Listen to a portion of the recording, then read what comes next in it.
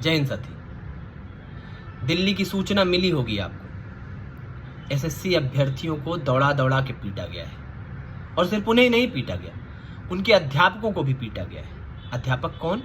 जो भारत निर्माण में अपना योगदान दे रहे हैं। अध्यापक कौन? जिन्हें देश जानता है, मानता है, सम्मान करता है। अध्यापक कौन? जो छात्रों, नौजवानों की अंतिम आस की तरह उनमें लौ लगाने का प्रयास करता है। वो अध्यापक थे, नामचीन अध्यापक थे जो वहां गए थे। जाने का कारण क्या था? वो छात्रों की आवाज को आवाज देना चाहते थे, उनके आंदोलन के साथी बनना चाहते थे और जेन्युइन मांग उठा रहे थे। मांग क्या थी? मांग थी एसएससी की परीक्षा में धांधली रोकना। एडुकेटी नाम की जो संस्था ये परीक्षा कराती है, उसने एमपी में भी परीक्षाएं कराई थी, पुलिस की, पटवारी की, जिसमें घोर भ्रष्टाचार सामने आया था। इस परीक्षा में भी निरंतरता में भ्रष्टाचार सामने आ रहा है, दिख रहा है। उसके बावजूद अथॉरिटीज इसी वेंडर के साथ परीक्षा करा रही है, जिससे घोर असहमति थी, जिसके लिए ये लोग वहां पर पहुंचे थे। अध्यापकों का मन था कि मंत्री जितेंद्र सिंह जी से मिलेंगे और अपनी बात से अवगत कराएंगे। बातें क्या क्या थी? थोड़ी थोड़ी समस्याएं थी, थोड़ी थोड़ी मांग थी। एक तो इस संस्था को बैन करना, इसको हटाना, क्योंकि बहुत धांधली हो रही थी। 24 जुलाई को परीक्षा थी। एक लड़के को रात के 1 बजे मैसेज करके बताया जा रहा है कल तुम्हारी परीक्षा नहीं है। समस्याएं क्या थी? मांग क्या थी? मांग थी कि प्रश्न पत्रों में रिपीटेड प्रश्न ना हो, गलत उत्तर ना हो। इस एडिक्विटी जो भ्रष्टाचार की जननी है ये संस्था, इस कंपनी से वेंडर ले लिया जाए। परीक्षा देते वक्त सर्वर ना डाउन हो। ये सामान्य सी मांगे और हर अध्यापक करेगा। वो साल भर मेहनत करता है अपने छात्र के पीछे और छात्र भी यही चाहता है कि उसकी परीक्षा सुविधाजनक हो, बहुत शालीनता से, बहुत प्यार से, बहुत स्मूथली निकल जाए।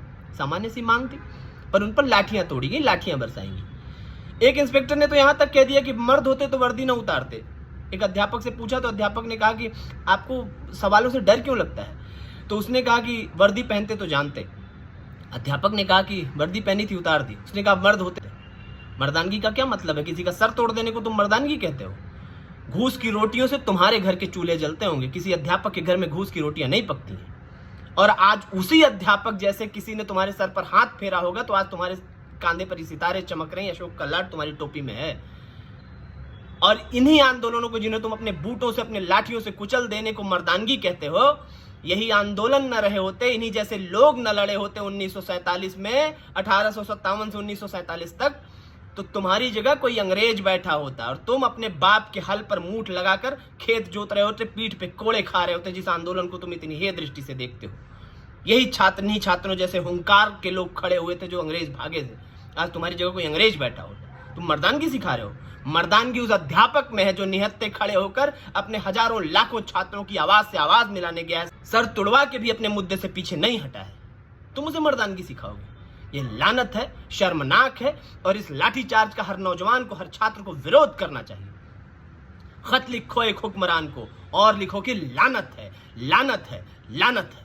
इनकलाब जिंदाबाद।